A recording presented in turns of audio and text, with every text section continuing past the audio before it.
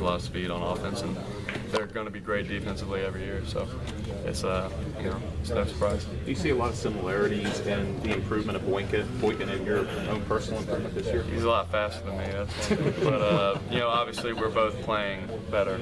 I attribute mine to my teammates and everyone else around me playing better, but obviously he's stepped up his game tremendously, and it'll be a good challenge. Everybody talks about the lack of rivalries in college football right now. Could this become a rivalry? You guys have played 2 overtime games together.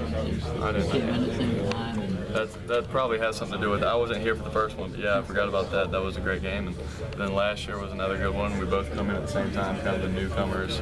I could potentially see it.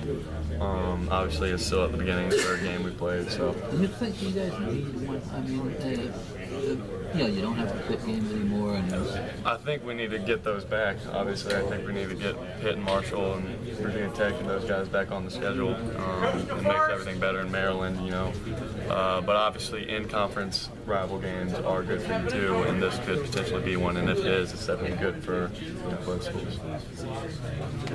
Tell us about, as much as you can, what was the significance of that animal on the board last week? The what? The animal, like the anteater-looking thing on the board? I don't even.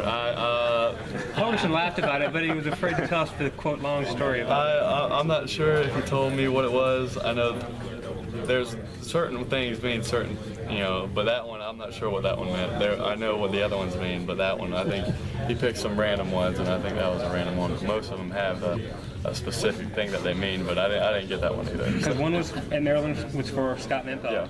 Yeah. Some of these, I guess, are coaches' inside jokes, that right? might have been a coach's inside joke, so I don't know. Anything funny about the other ones? Does that come to mind? I've been a part of a couple of them. Obviously, I can't get too detailed because they do have a lot to do with what we're calling on offense. So we'll just leave it at that. He said that sometimes you get more into running the team than into playing the game. And do you find that at the end? He said that he talked to you a little bit about going out there and being a player. Is there anything to that? Oh well, he hasn't really. We haven't gotten into that too much. I thought for the most part he's been pretty happy with the way we played and the way I've been conducting the offense. But there's just a kind of a gray area between me and him between what he calls and what needs to be called out on the field that I have to make up in my mind. So obviously it's not going to be perfect all the time, but me and him try to get together as much as we can to get on the same plane of thought, and for the most part I thought we have been doing pretty well, but we just got to get better. With regard to Kevin and those guys maybe using a safety on his side, is there a fine line between not forcing it but also saying that the defense can't totally dictate that you don't take shots at Kevin? Because I know you still went to him once or twice after that coverage was rolled to his side last week. It's like I said, there's a gray area kind of.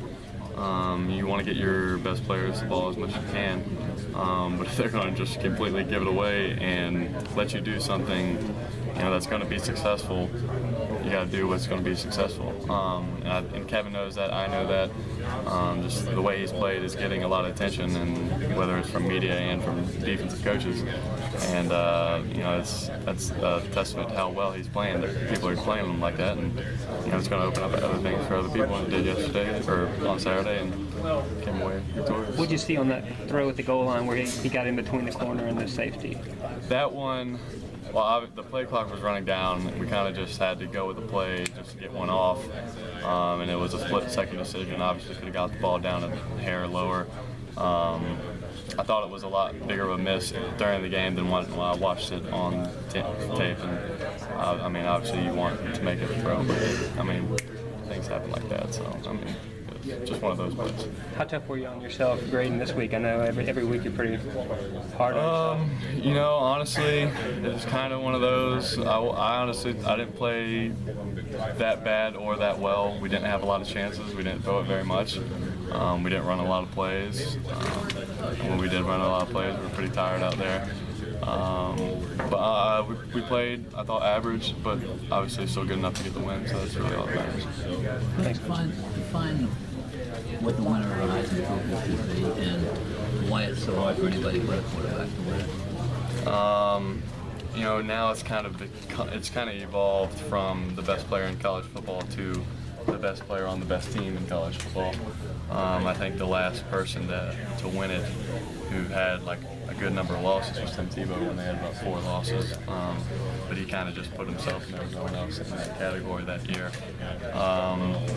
But yeah, I'd say it is the best player on the best team, or the best couple teams. Are you saying the most valuable player, really, or the best? I mean, because sometimes it's different. Exactly. True. It's, I guess that's up for the voters to decide. It's obviously, some years there's better players and there's going on teams, but it's one of those that's up in the air question, I guess. It's funny, TCU way back when in the 30s had a back-to-back Heisman Trophy winner, and he was a center. Oh, really? Yeah. And that, Figure that one exactly. out. Just shows you how much the game has evolved since then.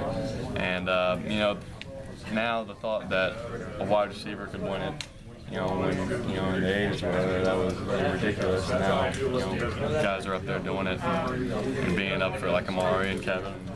And it's just a testament to how much the game has changed from, when it used to be just strictly quarterback and running back to now what it is. So, evolution.